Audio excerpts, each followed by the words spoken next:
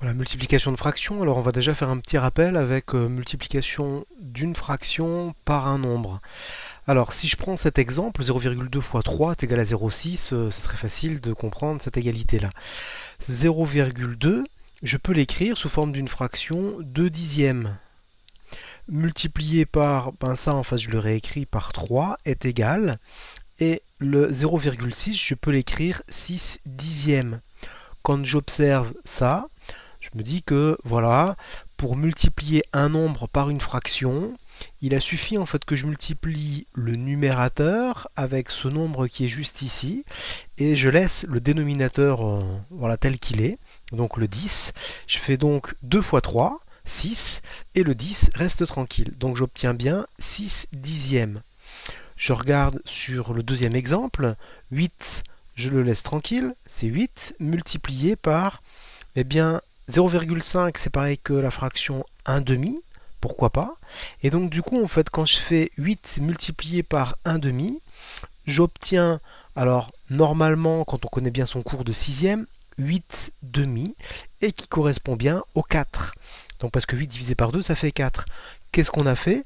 On a tout simplement multiplié le 8 avec le 1 pour avoir 8 tout seul, et le dénominateur, on ne l'a absolument pas multiplié par 8. Voilà, donc ce qui fait qu'on peut revoir la formule qui était une formule de sixième. Cette formule, je l'écris ici, c'est k fois a sur b. Eh bien, c'est k fois a sur b. On va multiplier le nombre qui est devant la fraction par le numérateur sans multiplier par le dénominateur. Ok, ça c'était des rappels. Ensuite, passons maintenant au cas où on va avoir deux fractions à multiplier. Eh bien donc 0,2, je peux l'écrire comme étant égal à 2 dixièmes, multiplié par 0,3, 3 dixièmes. Ok, c'est égal à 0,06, la calculatrice elle est capable de nous donner cette information, et donc du coup 0,06 pardon, c'est 6 centièmes. Donc on est capable d'avoir déjà une première égalité avec des fractions, et donc du coup 2 dixièmes fois 3 dixièmes, ça fait 6 centièmes. Bon, on va, avant de faire une conclusion, essayer d'observer un deuxième exemple. Ça, c'est 2 centièmes. Ça, c'est 3 dixièmes. Et quand je les multiplie, j'obtiens, alors dixième, centième, millième, ça c'est 6 millièmes. Et donc du coup, j'ai une deuxième égalité. Alors évidemment, ce sont que deux exemples, hein, mais on est quand même, voilà, si on multiplie le 2 avec le 3, j'obtiens le 6. Donc ça veut dire que on a l'impression en fait qu'on a multiplié en fait les numérateurs pour obtenir le résultat. Et puis si je regarde au niveau des dénominateurs, le 10 qui est là et le 10 qui est là, eh bien j'ai l'impression en fait que pour obtenir le 100, je les ai multipliés pour avoir le dénominateur. Regardons si cette règle fonctionne également juste en dessous. Le 2 avec le 3, oui, bah effectivement, on obtient bien le 6, très bien. Je regarde au niveau des dénominateurs, le 100 multiplié par le 10, ah ben tiens, oui, effectivement,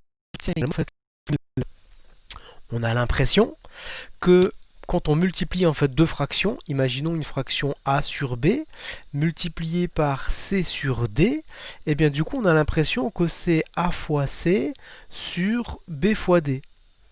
Bon, eh bien, ce n'est pas qu'une impression, en fait, c'est la réalité. Donc, je vous dis, en fait, cette formule sera la formule qu'on écrira, en fait, dans le cours dans quelques minutes, en tout cas, en fait, dans un deuxième temps.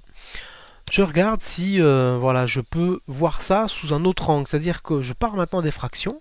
Je vais essayer d'appliquer, en fait, cette nouvelle formule, et puis je vais voir si il n'y a pas, à un moment donné, en fait, un problème. Donc, je vais revenir à la partie décimale. Alors, ici, quand j'écris 3 demi multiplié par 7 dixièmes, si je fais numérateur, numérateur, donc au numérateur je vais écrire 3 fois 7, donc 21, alors sur quelque chose qu'on verra après, donc 21, ok. Si au dénominateur je fais 2 multiplié par 10, que je vais écrire ici 2 fois 10, et donc du coup en fait qui nous donne 20, ben, on va essayer de voir si cette égalité elle est vraie. Alors, cette étape intermédiaire, donc celle-ci, j'aurais pu en fait ne pas l'écrire pour simplifier un petit peu, mais elle sera nécessaire en fait par la suite. Alors, ça, cette fraction-là, 3 demi, c'est 1,5. Ok, cette fraction-là, bah, c'est tout simplement 0,7 en écriture décimale.